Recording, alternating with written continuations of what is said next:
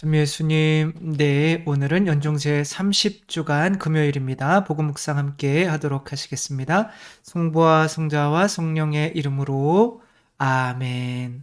오늘 복음 말씀은 예수님께서 바리사이 율법학자들의 집에 초대받으셔서 식사를 이제 하고 계신데, 아마도 이들이 몸에 이제 종기가 있는 사람을 데리고 와서 안식일에 이제 치유를 해주면 고발해야지라고 하면서 아마 시험을 한 것 같아요. 물론 예수님께서 그걸 다 아시지만 만약에 안식일이지만 사람의 병을 고치는 것이 좋냐 안 좋냐 뭐 이렇게 하니까 이들은 속이려고 하다가 보니까 대답을 못하죠.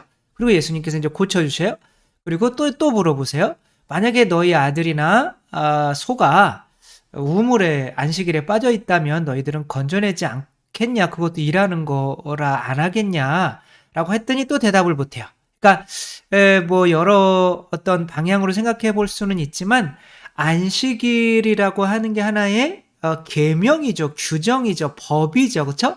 그리고 그 법 교리 이것이 유다 지도자들에게 맡겨졌는데 이것이 제대로 해석되고 제대로 사람들에게 가르쳐지지 않는 원인에 대해서 루카는 내일 복음까지 연결해서 말을 하려고 하는 것 같아요. 근데 오늘 복음에서는 바로 교리에서 가르침에서 무엇이 빠져버리면 그 가르침은 이상하게 변화가 된다라고 하는 거죠.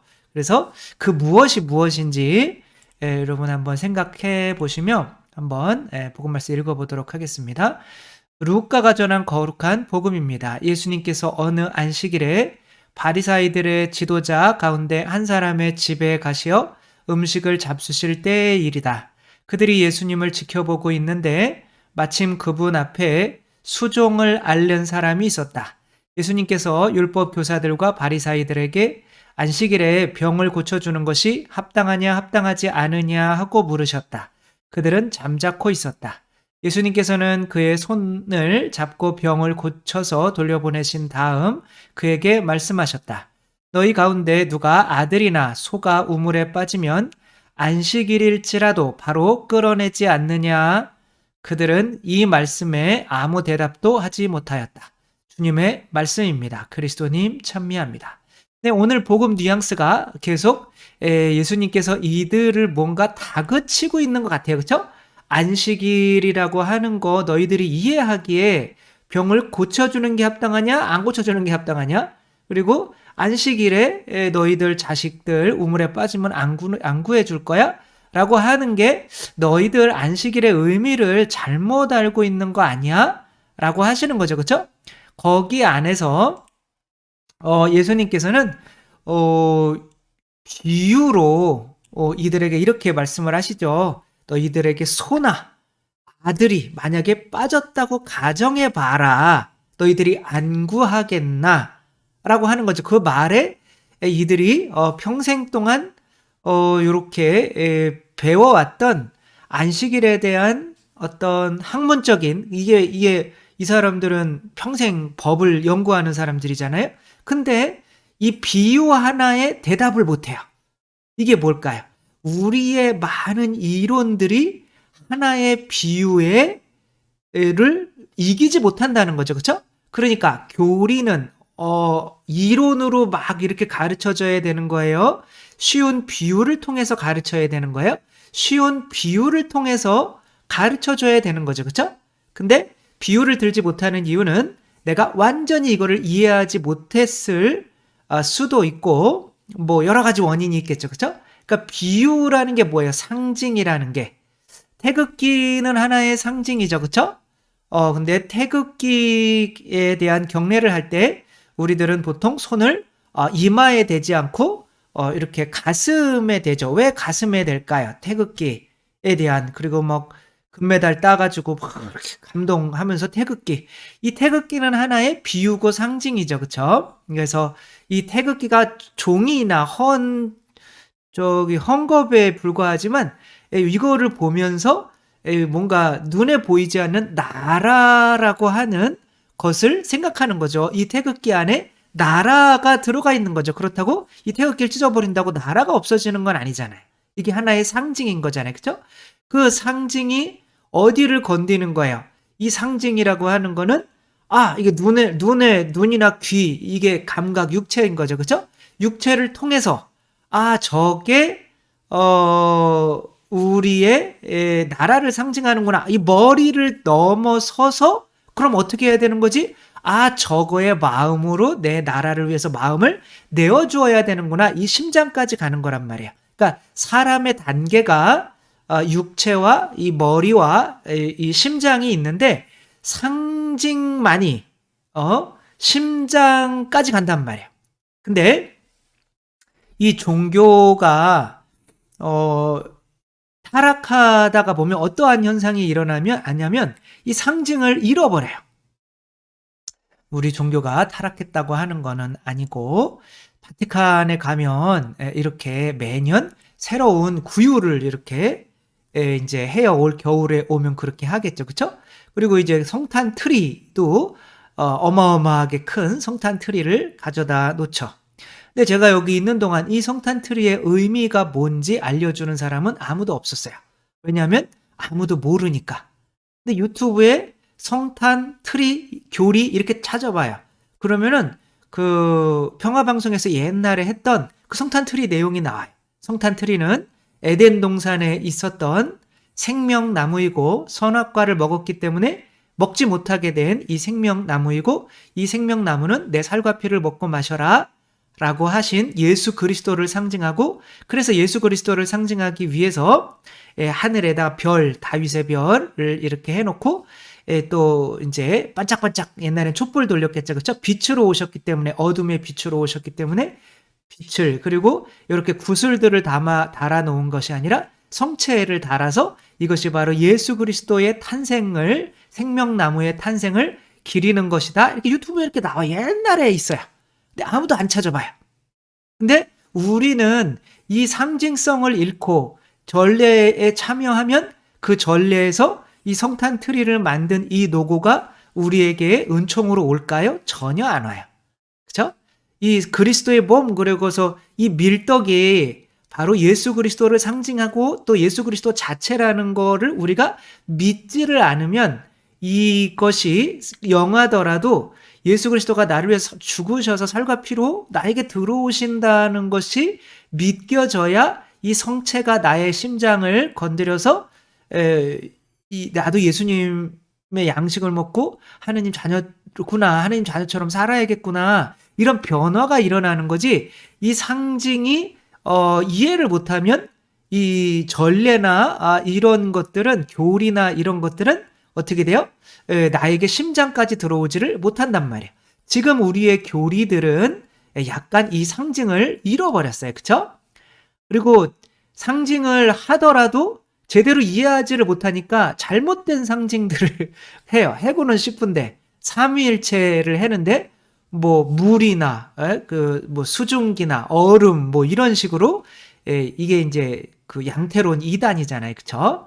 그리고 뭐 세입클로바나 뭐 아니면은 엄마나 뭐 엄마, 아내, 뭐 어디 가면은 뭐 사장님 뭐 이런 식으로 이렇게 잘못 가르치고 있단 말이야. 혹은 사람을 3명 그려놓고 이런 식으로 또 가르치거나, 혹은 그렇게 하는 게 틀릴까 두려워서 상징을 안 써버려요. 그렇게 되니까 공부하는 사람들은 어떻게 돼요? 이게 뭔 내용인지 모르겠는 거예요.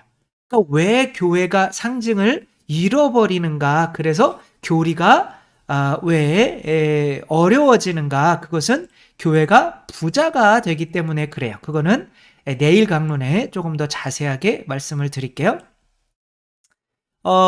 인도에서 불교가 사라져간 것이 왜 그랬냐면, 이 사람들이 그 불교가 처음에는 아주 쉬웠거든요. 불교는 스토리로 돼 있었어요. 처음에. 그쵸?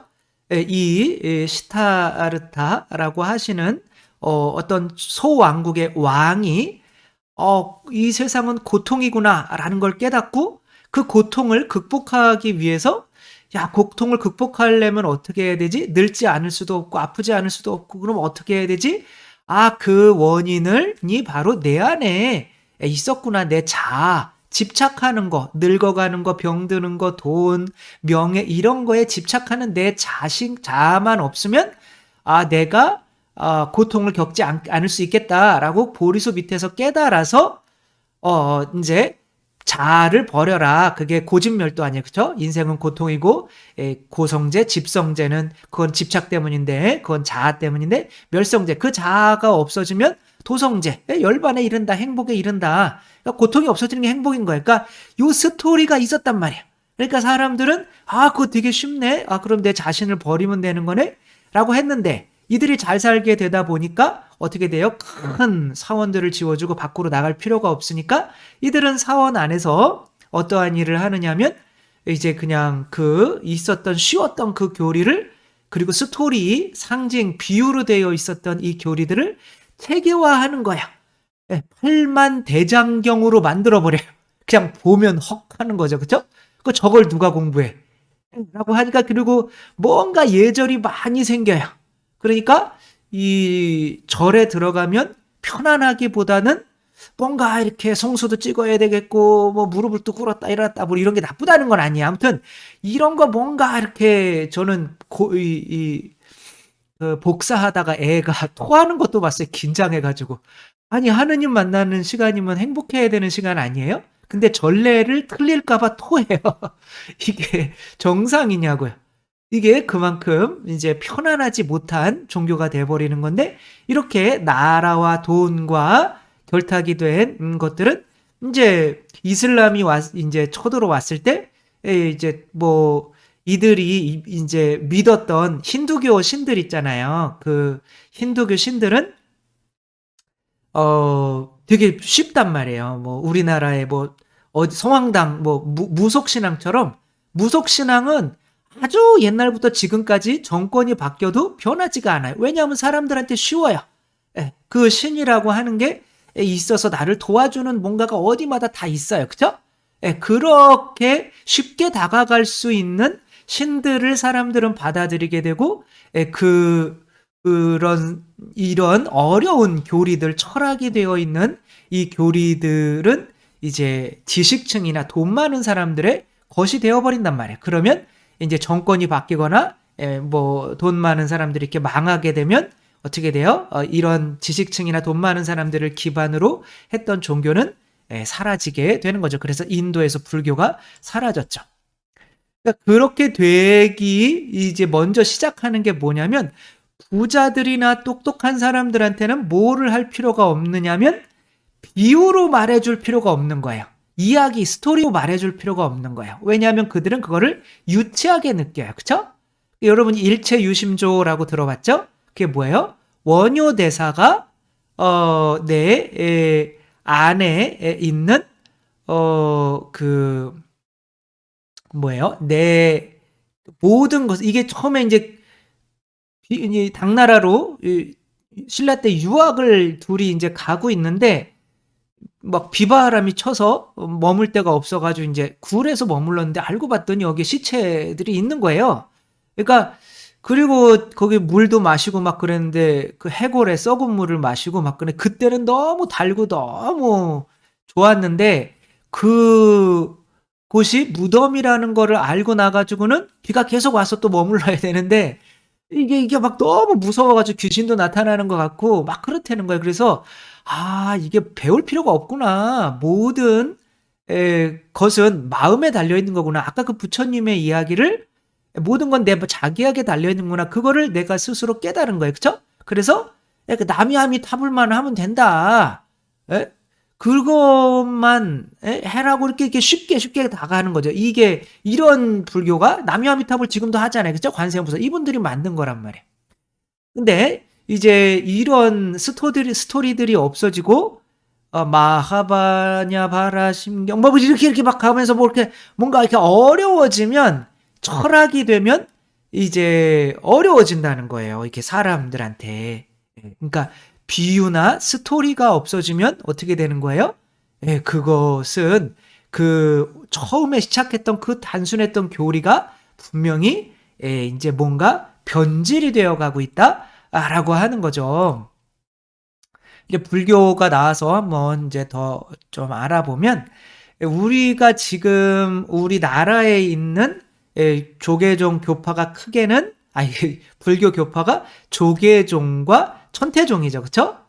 근데 이제 요 금수저가 놓여 있는 이분이 이제 의천이에요. 대각국사. 여기 이제 고려 시대 때인데 고려 시대 때는 의천과 진울이 있죠. 그쵸? 그러니까 의천은 금수저였고 진울은 흙수저였어요. 그러니까 의천은 어떻게 해다가 보니까 뭐에 더 그러니까 열중하느냐면 교리를 하나로 통합해서 우리 불교를 좀 통합해야 된다. 라고 이제 그런 운동을 하지만 진울은 아니다. 내 엄마도 못 배웠고 아빠도 못 배웠고 그러는데 그분들한테 교리를 그 어려운 교리 너무 어렵다. 그냥 직관적으로 어떤 이야기나 어떤 깨달음 그런 걸 통해서 그래서 여기서는 그냥 이렇게 그 명상하고 그런 것들을 더 중요시한 거야. 그러면 지금 뭐가 남아 있겠어요? 종해종 거의 뭐 불교 거의 대부분이 다 조계종입니다. 천태종은 그 별로 없죠, 그렇죠?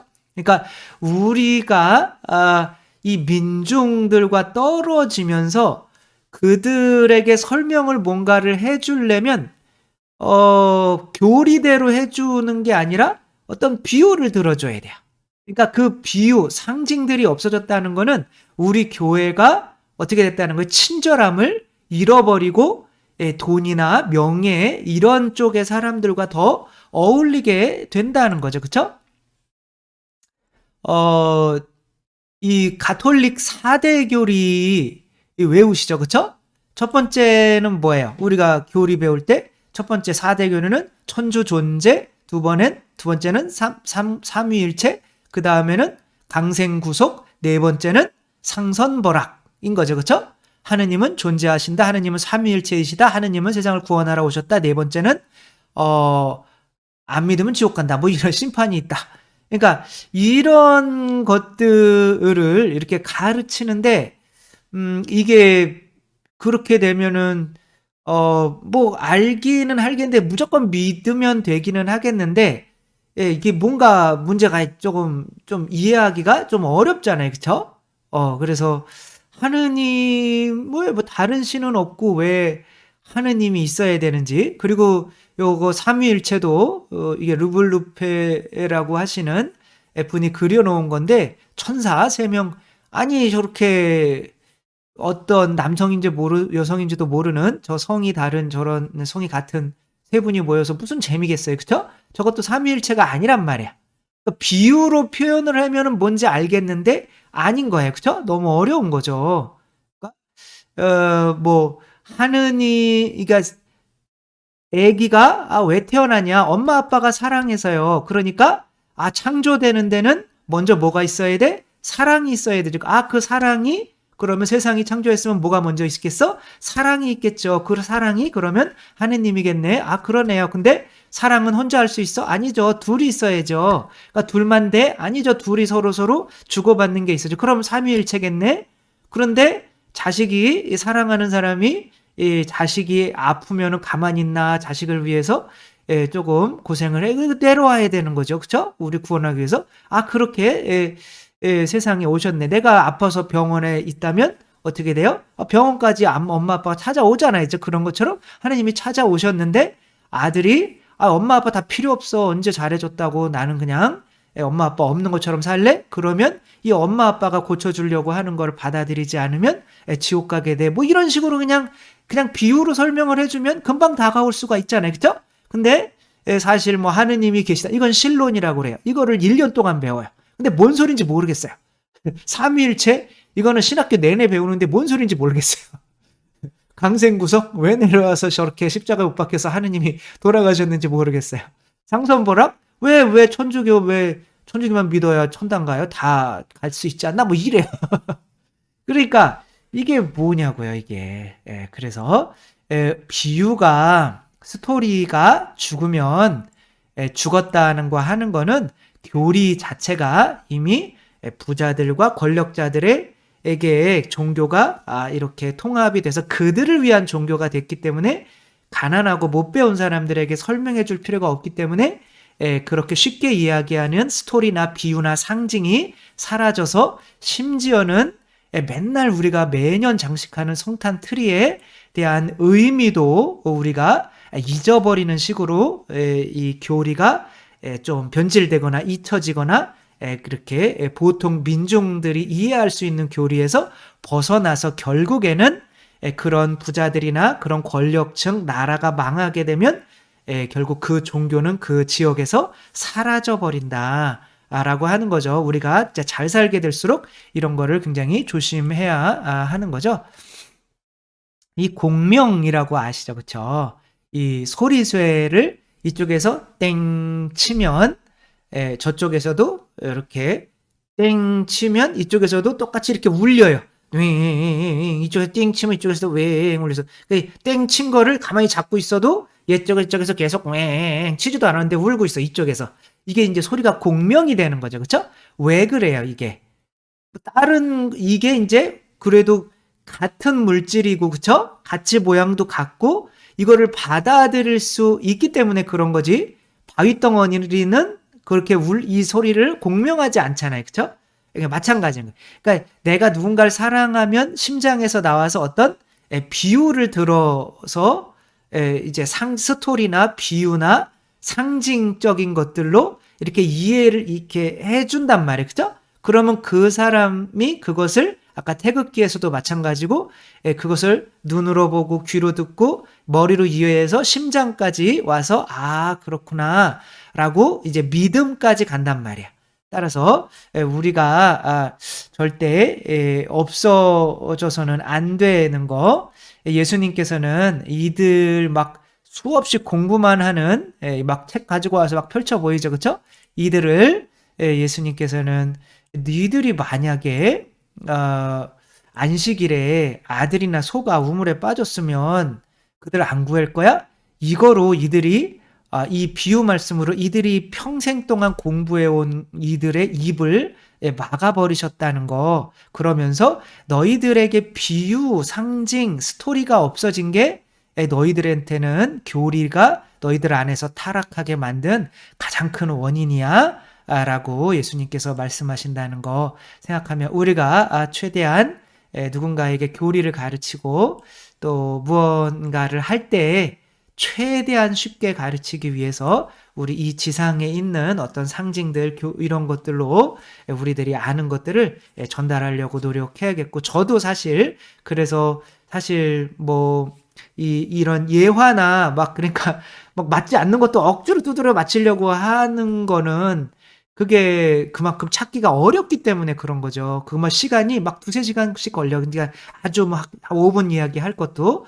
아무튼 그렇게 해줘야 그런 스토리를 통해서 사람들이 무언가를 기억하게 된다는 거, 또 변화하게 된다는 거, 또 생각하며, 또 우리들 안에서 혹시 또 누군가를 가르칠 일이 생길 때, 우리들 정말 세상에 있는 많은 비유들을 찾아내서 그 비유로 우리가 정말 아주 못 배운 사람까지도 이해할 수 있게 친절하게 가르칠 수 있는 우리가 되었으면 좋겠습니다. 주님께서 여러분과 함께 전능하신 천주 성부와 성자와 성령께서는 여기 모인 모든 이에게 축복을 내리시어 길이 머물게 하소서. 주님과 함께 가서 복음을 전합시다. 하느님 감사합니다. 성부와 성자와 성령의 이름으로 아멘. 감사합니다. 사랑합니다.